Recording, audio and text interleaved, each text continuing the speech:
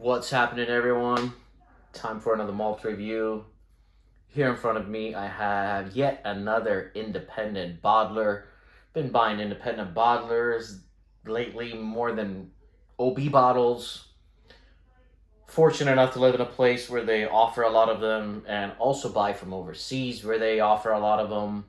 And you can find some incredible gems. Here, I have an extreme rarity, Tamdhu. A 21-year-old Tamdhu, Sherry Monster Tamdhu. Let's read off the label here. It says it was distilled in 1990 and bottled in 2012. But it came here locally to KNL. Got 22 bottles of this. This says this is one of 22 bottles filled from a sherry hogshead. So they only got 22 bottles. And it was bottled in 2012. So they clearly had some left. And then they did 22 bottles more for K&L. Now you might say, all right, I'm never going to really be able to find this particular bottle. Maybe you will at auction if you looked. But it's basically a review of an independent Tamdhu. Maybe you see another independent Tamdhu, and if this review is good or bad, you'll kind of make a decision based off that. Or you'll see a Sherried Hunter Laing, and you'll make your decision based off that. But just very unique product. You don't see very many indie Tamdhus, or very many Tamdhus in general. But Tamdhu's puts out some of the very, very best sherry. Obviously, this is a Hunter Laing. It's not an OB. It's bottled at 53.6% ABV. And yeah, a true rarity.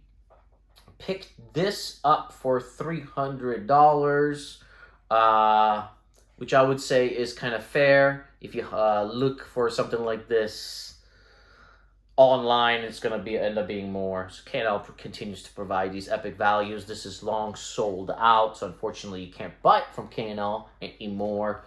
But it's a review of a Tamdhu. It's a review of an independent bottler. And, you know, these kind of reviews I think are valuable because you might see something else that's similar out there and decide whether you want to purchase it or not. Alrighty. As you can see, this is extremely dark.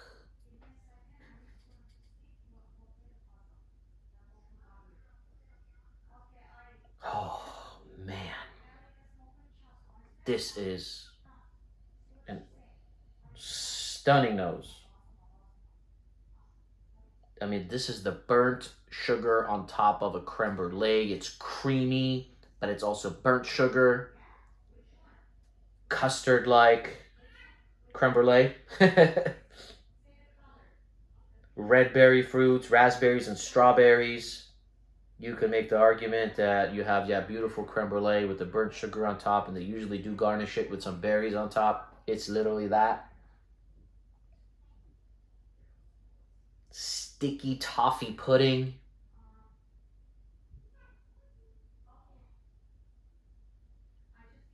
It's got this old school muskiness. I mean, it literally, I feel like I just sprayed an expensive musky cologne and I just sprayed it on me, and it's kind of, the fumes are kind of going around, and it's that kind of a smell kind of coming through, almost fake.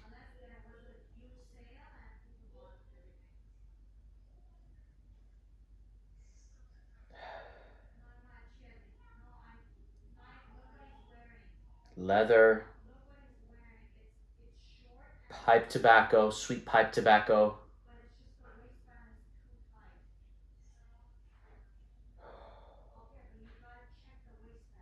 A little bit of cola.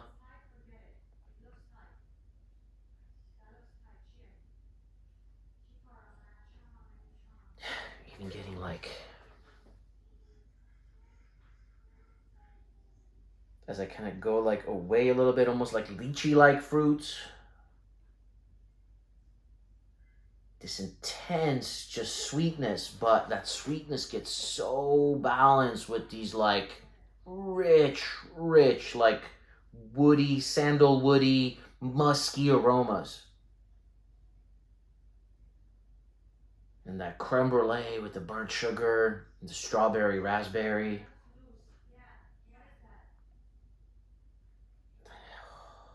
It's almost like it's weird. It was so sweet, but I'm almost getting like a bitterness now.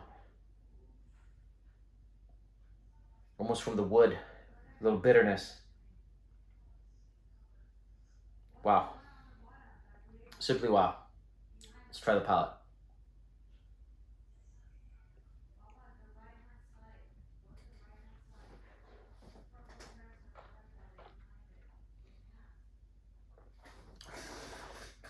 Oh man. This has improved. With air, like you wouldn't believe. Oh man. Really cloying. Just grabs onto the palate. Your tongue dries out immediately, completely dry. Leather, oak, musk, coffee, espresso, dark chocolate.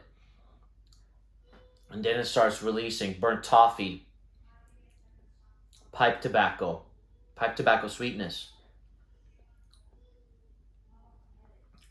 the berry fruits, but almost more like little rum raisin and dates, chocolate, burnt orange,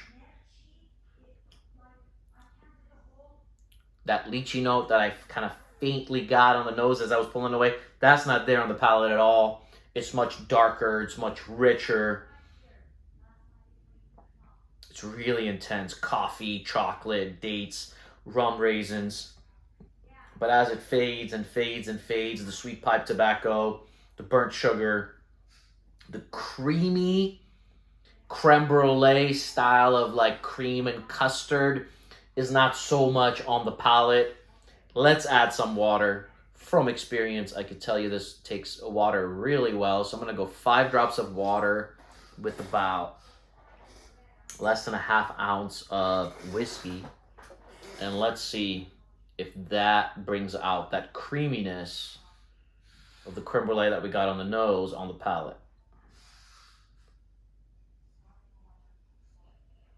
With water, it becomes extremely elegant. It dances, it swims, it's silky, it's velvety, almost like a red velvet cake. It really does come to mind. Red velvet cake with like a nice icing. I mean, it really starts dancing. Apricots, peaches, but then red fruits as well. Strawberries, raspberries. The chocolate becomes more milky and more creamy. Cappuccino, sandalwood. The sweet pipe tobacco is still there. Gorgeous. Palate.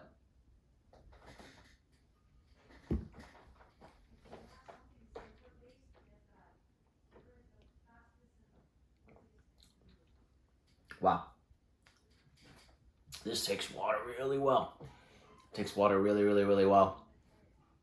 So often with the first fill style of sherry, when you add too much water, or when you add water, it could really dry out the palate. It sounds counterintuitive, right? You would add water to make it less oaky, but often with a really, really strong sherry, you do those wood chippy kind of notes tend to come out a lot when you add water. It just depends on the whiskey. With this one, the creamy flavors come out, the sweeter flavors come out, more fruity flavors come out. Overall, it's still a very rich, in the back of the tongue, it's very dry, leather, dark chocolate, pipe tobacco, cigar, espresso, dark rum raisin, dates, figs, plum skin. A lot of those nice notes, but in the front, it's fruitier, it's creamier. Nice whiskey. If you're not into sherry, it's not a whiskey for you. I think this is a cool representation of an independent bottler, Tamdhu. It's my first experience with an independent bottler Tamdhu, so I wouldn't know what else to say from it. There are so many whiskeys where I've tried so many independent bottlers of, but with Tamdhu, I've never gotten experience in indie. I've tried, I don't think I have at least. It's possible I have at some random event or someone's house at a whiskey thing, and I can't recall, but I can't recall if I have. And it is truly, truly enjoyable. It lingers with cola and leather and rich leather and Dunagee musk. I mean, what else can you want? Espresso, dates, richness. In the front, it still lingers with creamy sweetness, that red velvet cake. Orale, nice. This was not the same when I first opened it. Hence, I was getting over a cold, but I really, really, really wanted to try it. But it was not, I wasn't getting nearly the experience until I got it right about here. It started going. And it is, to be fair, I was getting over cold, so my palate and nose probably weren't on point. But right around here, it started becoming crazy good. And I could just imagine this thing getting better and better with this crazy 53.6% ABV. This is a stunner. If I could do half points, I'd give it a 90.5. But I don't do half points. And I do want to highlight how good this is. I'm going to give it a 91. But it would be a 90.5.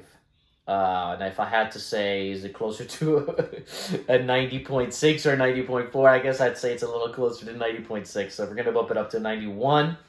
But I just kind of want to say that there are other 91s that I have tried that I would say are a little better. So, but I'm going to go 91 just because I'm really, really enjoying this right now. So either way, 90 or 91, take it however you want. Spectacular whiskey. And yeah, highly recommend at 300, but not available. But do keep your eye out if more things like this do come out. Let me know what you think if you have tried it. Do know that a lot of K&L followers watch the channel, so let me know if you have tried this, and we'll see you guys soon for many more reviews. Launch.